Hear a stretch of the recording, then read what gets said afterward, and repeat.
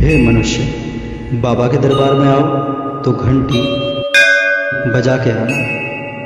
दलित इतिहास की श्रृंखला में आज हम एक महत्वपूर्ण अध्याय पढ़ने जा रहे हैं, दलित और शिक्षा का अधिकार। हमने सुना है कि प्राचीन भारत में दलितों को पढ़ने का अधिकार नहीं दिया जाता था। ब्राह्मण उनको अनपढ़ रखते थे ताकि उनका शोषण करते रह सकें। तो आज हम जानेंगे कि कितना सच है इस दावे में, आधा या पूरा।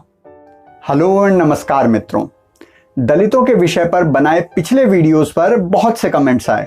कोई पूछ रहा है कि मैं कौन सी जाति का हूं, कोई पूछ रहा है कि क्या मैं ब्राह्मण हूं। मैं इस वीडियो के अंत में अपनी जाति बता दूंगा। काफी सारी गालियां भी आई हैं, गालियां देने वालों का विशेष आभार और धन्यवाद। खैर, विषय की ओर चलते हैं। स्वतंत्र भारत का कोई भी सर्वे देखें, मंडल कमीशन की रिपोर्ट हो, मिनिस्ट्री ऑफ सोशल जस्टिस के आंकड़े या इकोनॉमिक सेंसस ऑफ इंडिया, सब कहते हैं कि ये सच है।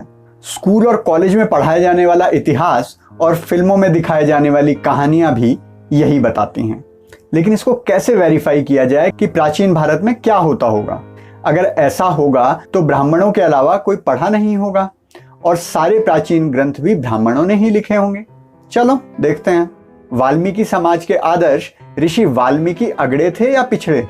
अगर अगड़े थे तो वाल्मीकि समाज पिछड़ा कैसे हुआ, और अगर पिछड़े थे तो वो ऋषि कैसे हुए? लिखने के लिए तो शिक्षित होना पड़ता है, और शिक्षा तो दलितों को लेने ही नहीं देते थे। फिर देश का सबसे एक आदरणीय ग्रंथ रामायण उन्होंने कैसे लिख दिया? ये कौनो फिरकी ले रहा है आपसे, और वहां कौनो डुप्लीकेट गार्ड बैठा है जो आपका फिरकी ले रहा है।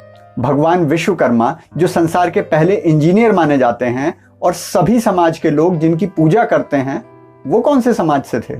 महाभारत काल की बात करें तो वेदव्यास सत्यवती के बेटे थे और सत्यवती मछुआरों की बेटी।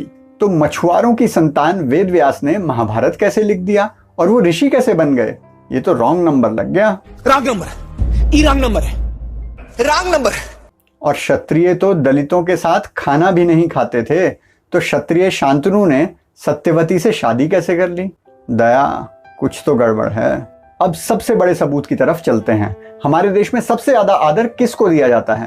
प्रधानमंत्री और पुजारी से भी ज्यादा, मतलब ब्राह्मण और क्षत्रियों से भी ज्यादा सन्यासियों को, जिन्हें बोलचाल की भाषा में बाबा भी बोलते हैं। स्वामी विवेकानंद तो ब्राह्मण नहीं थे, तो एक ब्राह्मण गुरु रामकृष्ण परमहंस ने उन्हें सन्यास की दीक्षा कैसे दे दी? संत रविदास को उनके ब्राह्मण गुरु संत रामानंद ने अपना शिष्य कैसे बनाया?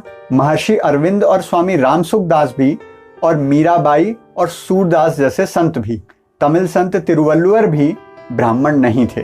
इतिहास और वर्तमान गवाह है कि सन्यासियों से ज्यादा प्रभावशाली इस देश में न कोई रहा है न रहेगा। वर्तमान में नजर डालें तो साध्वी उमा भारती हो, स्वामी रामदेव या साध्वी निरंजन ज्योति, बहुत से ऐसे सन्यासी हैं जो तथाकथित पिछड़ी जातियों से आते हैं। अगर ब्राह्मण किसी और को पढ़ने ही नहीं देते तो ये सब ग्रंथ गैर ब्राह्मण ऋषियों ने नहीं लिखे होते, बल्कि गैर ब्राह्मण ना तो ऋषि बनते ना सन्यासी। आपकी सुविधा के लिए बता दूं कि सन्यास की दीक्षा लेना कोई पानी छिड़क लेना और भगवा वस्त्र पहन लेना भर नहीं है। आज की आधुनिक शिक्षा की भाषा में बात करें तो ये डॉक्टरेट की डिग्री है, जिसके लिए आपको बहुत पढ़ना पड़ता है, एग्जाम पास करने पड़ते हैं और थ्योरी ही नहीं प्रैक्टिकल भी देने पड़ते हैं। तो अगर दलितों को पढ़ने का अधिकार ना होता तो कोई पिछड़ी जाति का व्यक्ति सन्यासी बन ही नहीं सकता था। जहां तक हिंदू का प्रश्न है, चाहे उसका सरनेम कुछ भी हो, वो जब पढ़ाई करता है तो वो ब्राह्मण है, जब अपने परिवार की रक्षा करता है तो क्षत्रिय है, जब व्यापार करता है तो वैश्य है, और जब सेवा करता है तो वो शूद्र है, चाहे उसका सरनेम कुछ भी हो। इस हिसाब से मेरे जैसे नौकरी करने वाले लोग, चाहे सरकारी नौकरी करते हो या प्राइवेट, करते तो सर्विस ही है ना। सर्विस मतलब सेवा, और सेवा करने वाला कौन? शूद्र। तो मेरी जाति क्या हुई? शूद्र। अब दोबारा मत पूछना। इसलिए दिखावे पर मत जाओ, अपनी अकल लगाओ और जातिवाद के नाम पर जहर फैलाने वालों को बोलो, बाबा आगे जाओ। बाबा से आज का प्रश्न पूछा है हमारे नियमित श्रोता अहम ब्रह्मास्मि ने। मुझे तो लगता था यही साक्षात ब्रह्म हैं, लेकिन आज इन्होंने अपना असली नाम भी बता दिया, यतिन नादकर्णी जी। यतिन जी, बाबा बाल ब्रह्मचारी हैं। आप उनका चेहरा देखिए, हमेशा हंसते रहते हैं। शादीशुदा आदमी इतना हंस सकता है कभी? लेट मी गेस, आपकी शादी अभी तक हुई नहीं है, नहीं तो ऐसा प्रश्न पूछते ही नहीं।